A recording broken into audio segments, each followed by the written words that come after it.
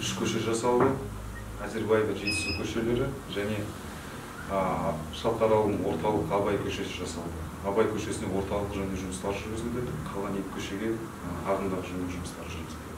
84,9% это налоговое поступление. Да. Да, то есть до конца года 100% Планируется выйти уже 100%. Очень хорошо. Так, второй вопрос по ЖКХ. Вот Сапастрой, Сапапорус 2007. Да,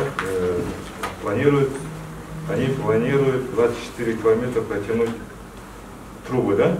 Правильно? Протяженность. Они планируют по плану, по проекту у них 28, 26 845.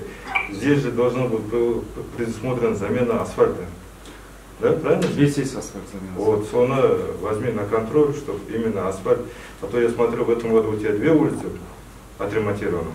3 улицы. 3 улицы. На следующий год предусмотрено 2 плюс 2. 4 улицы плюс 18 заявок мы уже. Сіз жарты, екінші жасы жылы именно туризмді қашан басталды? 4 километр қалды. Сонда қазір Бірінші жарты жылда бітіру жоспарланған. Бірінші жарты жылда. По плану у них май месяц сдача будет. Акимат здания бүгінгі күнде енді экспертизасы шықты. Жоспарланып отыр. Иә, уже проектісі бар, экспертиза өтті, келесі жылға қаржыландырса, салмақты. Так, интернет, кабель интернет жүргізіңдерші дейді, верхний трассада. Кабельдік интернет бойынша бүгінгі күнде Жандос ауылында 475 және Шалқар ауылында 256 абонент қамтылған уже. Басқа да нелерде кабельсіз интернеттер бар. Енді біз Қазақ Телекоммен алдын келісім сөз жүргізгенбіз, қай жерге, қай жаққа тартуға болады, қандай қаражат талап етеді, біз қандай сұраныс жасауымыз керек бойынша ондай жұмыстар жүргізілді.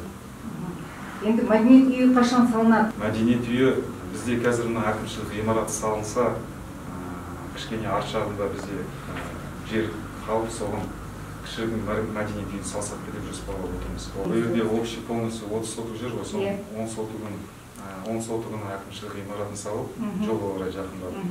Арт жағына 20 сотыққа сол мәдениет үйін қарастырсақ та дейміз. Кішігірім мәдениет үйі. Енді ауылға шағын парк, саябақ, демалыс орны керек деп отыр. Ол мәселеде әрине қарастыруға болады, бірақ енді ауылдың ішінде өзіміз жерлердің бәрі жекешеленіп кеткен. План бойынша, негізі жоспар бойынша сол жер мәселесін шешсек, үкіметке оқып жасап алсақ, қарастыруға болады.